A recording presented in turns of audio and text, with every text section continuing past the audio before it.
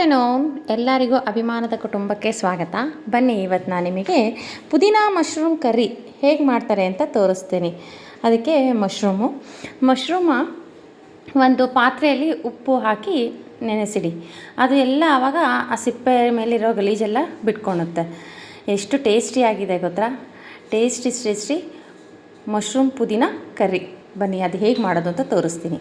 ಒಲೆ ಮೇಲೆ ಬಾಣಲೆ ಇಡಿ. ಬಾಣಲೆಗೆ ಸ್ವಲ್ಪ ಎಣ್ಣೆ ಹಾಕಿ ಶುಂಠಿ, ಬೆಳ್ಳುಳ್ಳಿ, ಚಕ್ಕೆ, ಲವಂಗ ಮತ್ತು ಸೋಪಿನ ಕಾಳು ಇದನ್ನೆಲ್ಲ ಹಾಕಿ ಚೆನ್ನಾಗಿ ಫ್ರೈ ಮಾಡಿ.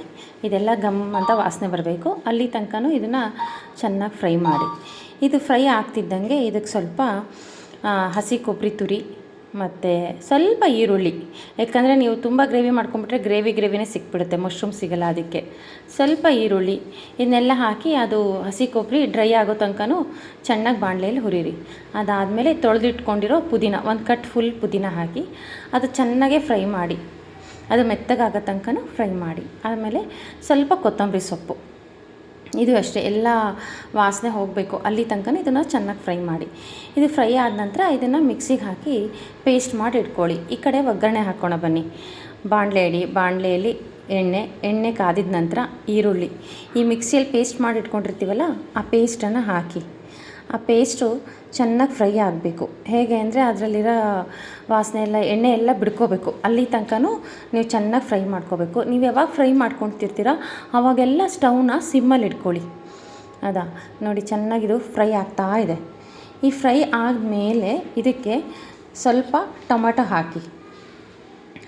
ನಾನು ಹಸಿಮೆಣ್ಸಿಕಾಯಿ ತಿನ್ನೋಲ್ಲ, ಹಾಗಾಗಿ ನಾವು ಒಣಮೆಣ್ಸಿಕಾಯಿ ಯೂಸ್ ಮಾಡ್ತೀವಿ. ನೀವು ಹಸಿಮೆಣ್ಸಿಕಾಯಿ ತಿನ್ನೋರಾದರೆ ಹಸಿಮೆಣ್ಸಿಕಾಯಿನ ಪೇಸ್ಟ್ ಮಾಡ್ಕೊತೀವಲ್ಲ ಆವಾಗೇ ಹಾಕಿ.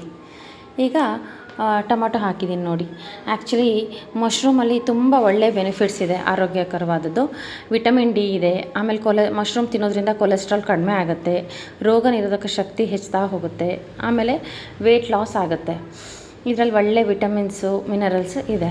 ನೋಡಿ, ಈಗ ನೀರು ಬಿಡ್ಕೊತಾ ಇದೆ, ಎಣ್ಣೆ ಎಲ್ಲ ಬಿಡ್ಕೊತಾ ಇದೆ. ಎಣ್ಣೆ ಬಿಡ್ಕೊಳೋ ತನಕನೂ ನೀವು ಚೆನ್ನಾಗೇ ಫ್ರೈ ಮಾಡಬೇಕು. ನೆಕ್ಸ್ಟು ಪುದೀನ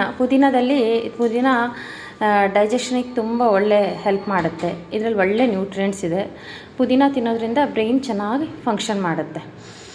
ಆಗ್ತಾಯಿದೆ ನೋಡಿ, ಪುದೀನ ಮಶ್ರೂಮ್ ಕರ್ರಿ ಎಷ್ಟು ಚೆನ್ನಾಗಿ ಕಾಣ್ತಾ ಇದೆ, ಟೇಸ್ಟಿಯಾಗಿತ್ತು. ನಾವು ಇದನ್ನು ಸ್ಯಾಟರ್ಡೆ ಮಧ್ಯಾಹ್ನ ಮಾಡಿದ್ವಿ. ಇದಕ್ಕೆ ಒಳ್ಳೆ ಕಾಂಬಿನೇಷನ್ ಅಂದರೆ ಚಪಾತಿ, ಜೋಳದ ರೊಟ್ಟಿ ಅಥವಾ ಅಕ್ಕಿ ರೊಟ್ಟಿ ಅಥವಾ ಬಿಳೆ ಹೋಳಿಗೆ, ತುಂಬ ಒಳ್ಳೆ ಕಾಂಬಿನೇಷನ್ ಇದಕ್ಕೆ ಪುದೀನ ಮಶ್ರೂಮ್ ಕರ್ರಿ. ಇವತ್ತಿನ ಲಾಗು ನಿಮಗಿಷ್ಟ ಆಗಿದ್ದರೆ ಲೈಕ್ ಮಾಡಿ, ಶೇರ್ ಮಾಡಿ, ಸಬ್ಸ್ಕ್ರೈಬ್ ಮಾಡಿ. Thank you. ಸಿಗೋಣ ನೆಕ್ಸ್ಟ್ ಲಾಗಲ್ಲಿ.